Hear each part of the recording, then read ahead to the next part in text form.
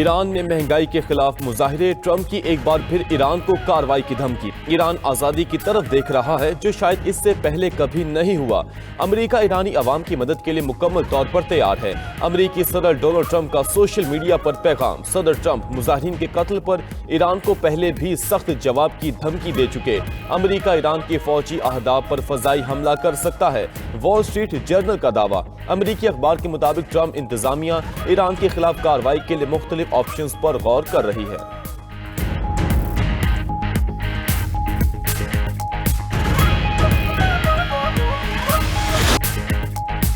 ایران میں پرتشدد مظاہرے 15ویں روز میں داخل۔ تہران، تبریز، اصفہان، مشہد اور کرمان سمیت 100 سے زائد شہروں میں احتجاج۔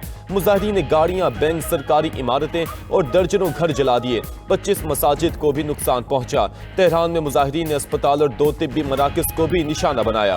سیکیورٹی فورسز اور مظاہرین میں جھڑپیں۔ ٹائم میگزین کا جھڑپوں میں 217 اموات کا دعویٰ۔ 2500 سے زائد مظاہرین گرفتار۔ کئی شہروں میں کرفیو جیسی صورتحال۔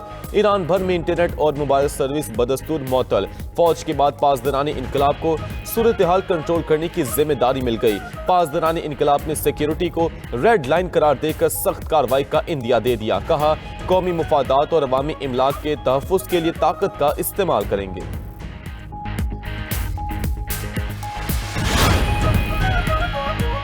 یورپی یونین نے بھی ایران کے مظاہرین کی حمایت کر دی۔ سربراہ یورپی یونین ارسولا وان ڈر لائن کا کہنا ہے کہ ایرانی عوام آزادی سے زندگی گزارنے کا مطالبہ کر رہے ہیں۔ یورپ اپنے حق کے لیے کھڑے ہونے والے مظاہرین کے ساتھ ہے اور پرتشدد کریک ڈاؤن کی مذمت کرتا ہے۔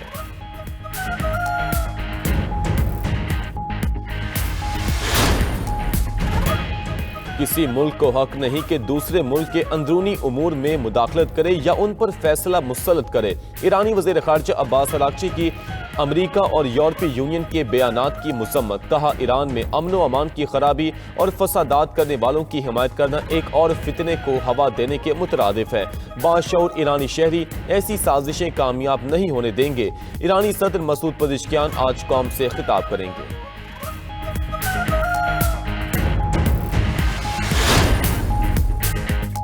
ایران میں موجود پاکستانی شہری سفارت خانے اور قونصل خانوں سے رابطے میں رہیں۔ وزارت خارجہ نے تہران، زاہدان اور مشہد میں ہنگامی رابطہ نمبرز جاری کر دیے۔ ترجمان دفتر خارجہ کی شہریوں کو حالات بہتر ہونے تک ایران کا سفر مؤخر رکھنے کی ہدایت۔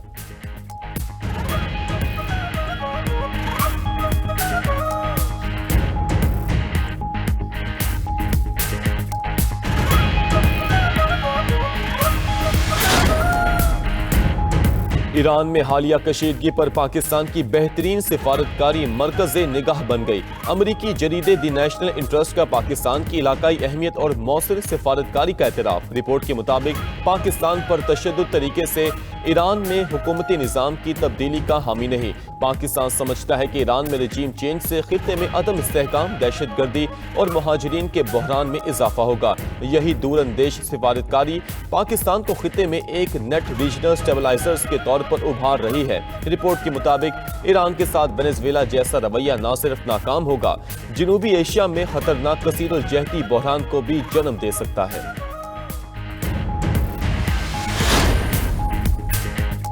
امریکی ریاست منیسوٹا میں امیگریشن افسر کی فائرنگ سے خاتون کی ہلاکت پر آج بھی مظاہرے۔ منیاپولس میں ہزاروں افراد کا فائرنگ کے مقام پر ٹرمپ انتظامیہ کے خلاف احتجاج۔ مظاہرین کا امیگریشن افسروں کو واپس بلانے کا مطالبہ۔ امریکی شہر منیاپولس میں 7 جنوری کو ICE افسر نے خاتون کو گولی مار کر قتل کر دیا تھا۔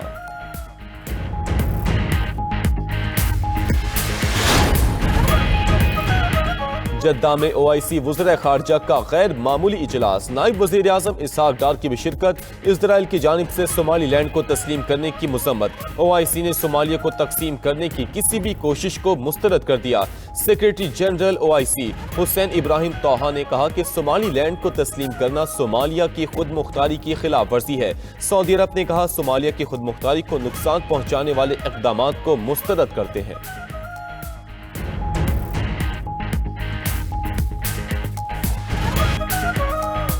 اسلامی دنیا اب 100 سالہ نیند سے بیدار ہو چکی ہے اور اپنی مشترکہ طاقت کو پہچان رہی ہے۔ ترکیہ کے وزیر خارجہ حقان فیدان نے مسلم ممالک کا اتحاد وقت کی سب سے بڑی ضرورت قرار دے دیا۔ بولے جب مسلم ممالک اور اقوام ایک پلیٹ فارم پر اکٹھا ہوتے ہیں تو انہیں اپنی حقیقی صلاحیتوں اور اثر و رسوخ کا اندازہ ہوتا ہے۔ مسلم ممالک کا اتحاد ہی موجودہ چیلنجز کا مؤثر جواب ہے۔ ترک وزیر خارجہ نے اسرائیل کو ایران میں کشیدگی سے فائدہ اٹھانے پر بھی خبردار کر دیا۔ کہا ایران کی داخلی صورتحال سے فائدہ اٹھانے کی اسرائیلی کوششیں ناکام ہوں گی۔ اسرائیل غزہ سیز فائر معاہدے کے اگلے مرحلے میں بھی رکاوٹیں ڈال رہا ہے۔ ترکیہ غزہ میں انسانی امداد اور تعمیر نو کے لیے کردار ادا کرنے کو تیار ہے۔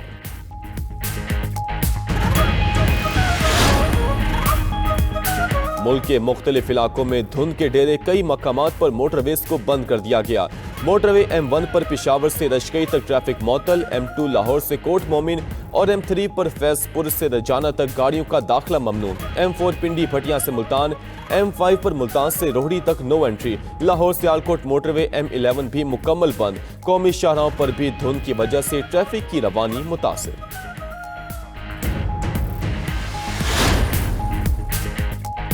خیبر پختونخوا کے عوام مسائل کا مکمل ادراک ہے، اپنے دائرہ اختیار کے تحت عوامی مسائل کے حل کے لیے اقدامات کر رہے ہیں۔ وفاقی ترقیاتی منصوبوں کی بروقت تکمیل ترجیح ہے۔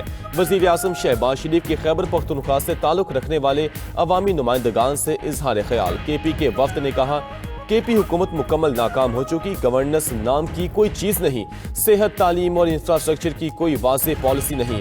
ادھر وزیر اعظم نے راولپنڈی اور اسلام آباد کی پانی کی ضروریات پوری کرنے کے لیے چرا ڈیم منصوبے کی منظوری دے دی۔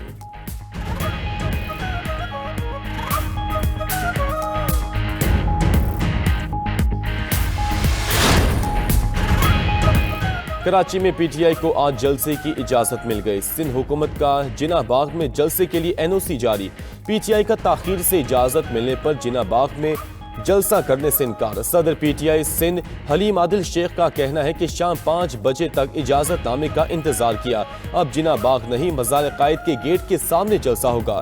وزیر داخلہ سندھ ضیاء النجار نے رد عمل دیا کہ PTI کو سڑک پر جلسہ کرنے کی اجازت نہیں، ایسا ہوا تو حکومت سخت ایکشن لے گی۔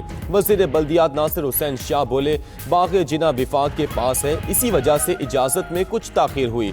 PTI کو باغ جناح میں ہی جلسہ کرنا ہوگا، جو بھی سپورٹ چاہیے ہم دیں گے۔ PTI چاہے تو جلسہ ایک دن آگے بڑھا دے۔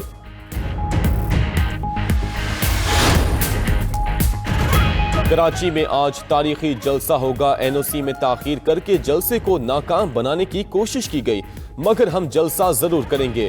وزیر اعلیٰ KP سہیل آفریدی کا حیدرآباد میں ریلی کے شرکا سے خطاب، بولے بانی PTI نے اسٹریٹ موومنٹ کی ذمہ داری ان کو سونپی ہے، مذاکرات کا مینڈیٹ محمود اچکزئی کو دیا گیا، ان کا جو بھی فیصلہ ہوگا تحریک انصاف قبول کرے گی۔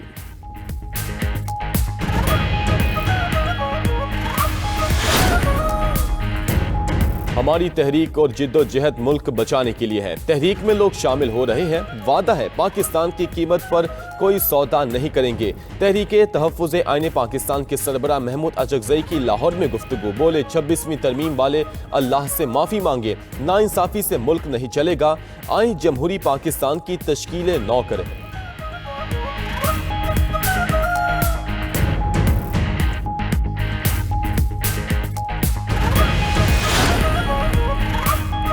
تحریک انصاف سے مذاکرات جن کا کام ہے وہی کریں گے، میرا جو کام ہے وہ کروں گا۔ امن و امان کی صورتحال خراب ہوئی تو قانون کے تحت نمٹیں گے، اب تو ان سے نمٹنے کی کافی پریکٹس ہو گئی ہے۔ وزیر داخلہ محسن نقوی کی میڈیا سے گفتگو، وزیر اطلاعات عطا تارڑ بولے تحریک تحفظ آئین پاکستان میں تانگے کی سواریاں ہیں، اس سے زیادہ کچھ نہیں۔ پاکستان ڈیفالٹ کے دہانے سے نکل کر معاشی ترقی کی طرف بڑھ رہا ہے۔ 2026 مزید کامیابیوں کا سال ہوگا۔ وفاقی وزراء کی لاہور میں جامعہ اشرفیہ آمد، مولانا فضل الرحیم کی وفات پر تعزیت کی۔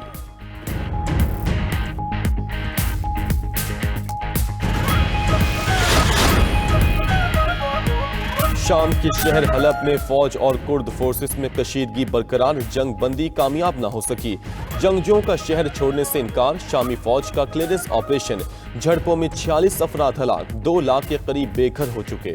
امریکہ، فرانس، برطانیہ، ترکیہ نے فریقین سے تحمل کا مطالبہ کر دیا۔